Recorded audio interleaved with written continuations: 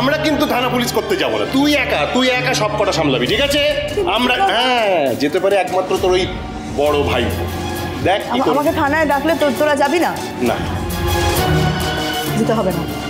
তুতুল শোন এদিকে আয় তাতাই। আমাকে যদি থানায় ডাকে, বাড়ির কেউ যাক না যাক, তোরা তো যাবি আমার সাথে, বল। না মা, ওই থানায় আমি যাব না। কি বলছিস বলতো?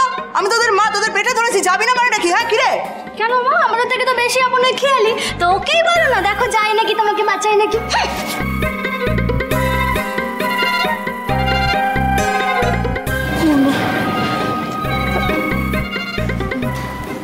বলছি থানায় আমায় যেতেই হবে? যেতে হতে পারে। আসলে খেয়ালির কল লিস্ট আমরা চেক করেছিলাম, সেখানে আপনার নাম্বার পাওয়া গেছে। আমাদের কাছে কিছু ভয়েস রেকর্ডিংস আছে, সেগুলো আমরা শুনব। যদি সেখানে কোনোভাবে কোনো রকম গোলমালের ইঙ্গিত পাই আমরা, তাহলে কিন্তু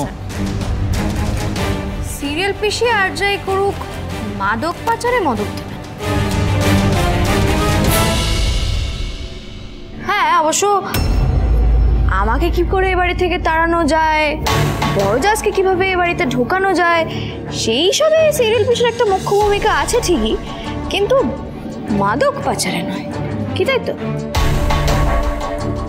তাই স্যার আমার মনে হয় সিরিয়াল পিসিকে নিয়ে শুধু থানা পুলিশ না করাই ভালো। এই ঝিলি, এদিকে আয়। কি করছিস বলতো? কেন বাঁচাচ্ছিস ঠাকুরজিকে?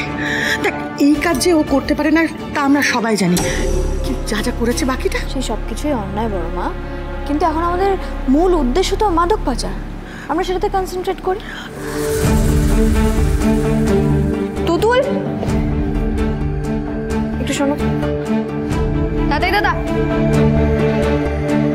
সিরিয়াল পিসি, এবার এই দুজনের মাথায় হাত রেখে বলো তো যে তুমি এইসবের সাথে জড়িত নও। আমি জানি না মাদক পাচার কি বলছো, আমি সেসব কিছু জানি না, আমি কিছু জানি না। তোমার পায়ে পড়তে হচ্ছে ঝিল্লি আমায়, হ্যাঁ? এই জিনিস আমি ছেড়ে দেবো না। বেশ, তাও একটা মেজর প্রবলেম এখনো সলভ হয়নি। ঝিল্লিকে কে মারার চেষ্টা করেছিল তাদের বা তাকে আমরা ধরতে কোনো কিছু করার দরকার নেই। যা করার আমি নিজে করব, আমি নিজে খুঁজে বের করবো। আপনারা এমনি ওকে আসল সময় প্রোটেক্ট করতে পারেন। কাউকে আর তো পরিশ্রম করতে হবে না। আমায় কে মারার চেষ্টা করেছিল সেটা এবার আমরা এমনিই জানতে পারবো। মানে কি করে?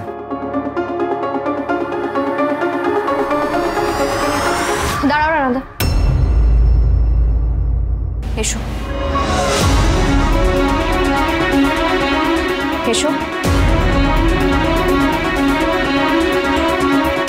তুমি তো সবটা জানো রানাদা। কারা বা কে আমায় মারার চেষ্টা করেছিল সেটা তুমি খুব ভালো করে জানো। এবার তুমি সবটা বলো।